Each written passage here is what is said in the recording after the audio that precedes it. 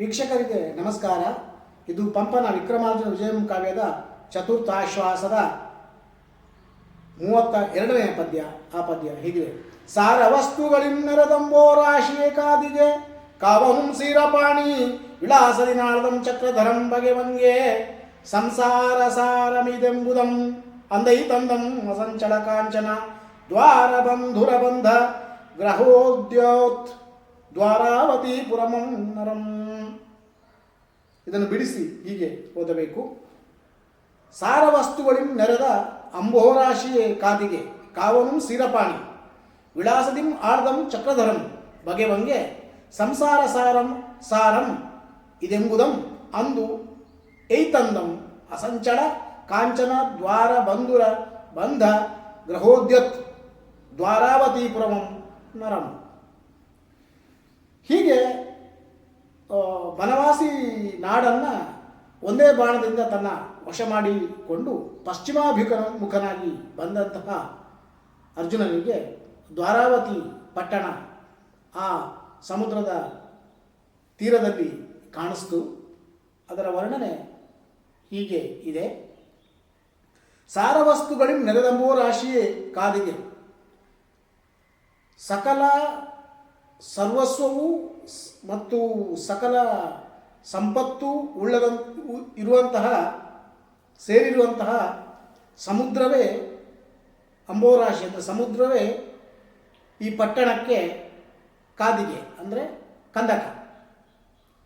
ಕಾವನು ಸಿರಪಾಣಿ, ಅದನ್ನು ಸದಾ ಕಾಯುವವನು ಸಿರಪಾಣಿ ಅಂದರೆ ನೇಗಿಲನ್ನು ಧರಿಸಿದಂತಹ ಬಲರಾಮ.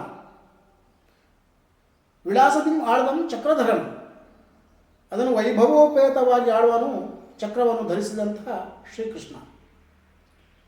ಬಗೆವಂಗೆ ಯೋಚನೆ ಮಾಡಿ ನೋಡಿದರೆ ಸಂಸಾರ ಸಾರಂ ಇದೆಂಬುದಂ, ಇದುವೇ ಸಂಸಾರದಲ್ಲಿ ಸಾರವುಳ್ಳದು, ಸಂಸಾರದ ತಿರುಳು ಎಂಬುದಂ ಅಂತಹ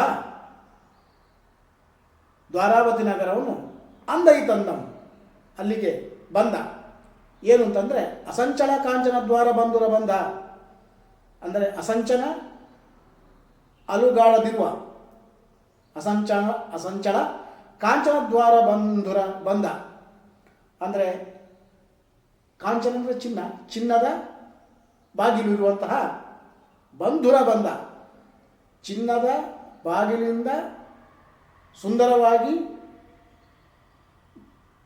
ಕಾಣುವ ಗೃಹೋದ್ಯೋತ್ ಎತ್ತರವಾದಂತಹ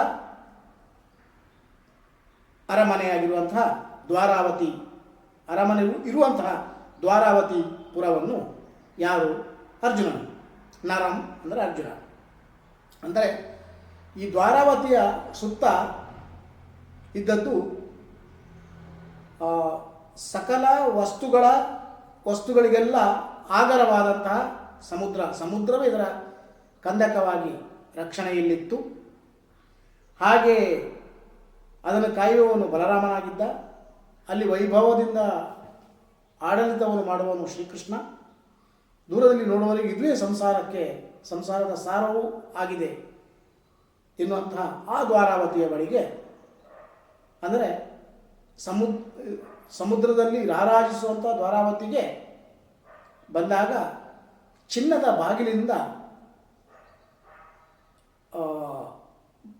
ಬಾಗಿಲನ್ನು ಹಾಕಿಕೊಂಡಿದ್ದಂತಹ ಶ್ರೀಕೃಷ್ಣನ ದ್ವಾರಾವತಿ ನಗರವು ಕಾಣಿಸಿತು. ಅಂದರೆ ಎತ್ತರವಾದಂತಹ ದ್ವಾರಾವತಿ ನಗರ ಕಾಣಿಸಿತು. ಅದರ ಬಾಗಿಲು ಚಿನ್ನದಿಂದ ಮಾಡಲ್ಪಟ್ಟಿತ್ತು. ಅಂತಹ ಒಂದು ದ್ವಾರಾವತಿ ನಗರವನ್ನು ಅರ್ಜುನ ನೋಡಿದ. ಅಂದರೆ ಇಲ್ಲಿ ನೆರೆದಂಬೋರಾಶಿಯೇ ಕಾದಿಗೆ ಅಂದರೆ ಸುತ್ತಲೂ ಇರುವಂತಹ ಸಮುದ್ರವೇ ಅದಕ್ಕೆ ಅಗಳು ತಂದಾಗ ಒಂದು ಗಮನಿಸಬೇಕಾದ್ದು, ಹಿಂದೆ ಯಾವುದೇ ನಗರ ನಿರ್ಮಾಣ ಮಾಡುವಾಗ ಅದರ ಸುತ್ತ ಕೋಟೆ ಕಟ್ತಿದ್ರು. ಆ ಕೋಟೆಯ ಸುತ್ತ ಆಳವಾದಂತಹ ಕಂದಕ ಅಂದರೆ ಅದರಲ್ಲಿ ತುಂಬ ನೀರು ಕೂಡ ತುಂಬಿಸ್ತಿದ್ರು.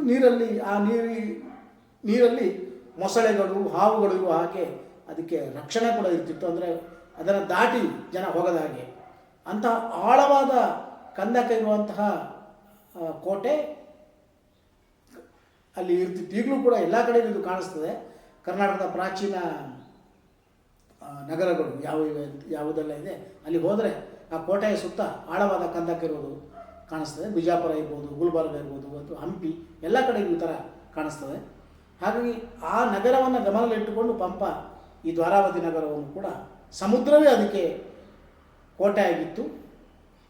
ಸಮುದ್ರವೇ ಕಂದಕವಾಗಿರುವಂತಹ ದ್ವಾರಾವತಿ ನಗರವನ್ನು ಆತ ಸಂದರ್ಶನ ಮಾಡುತ್ತಾನೆ.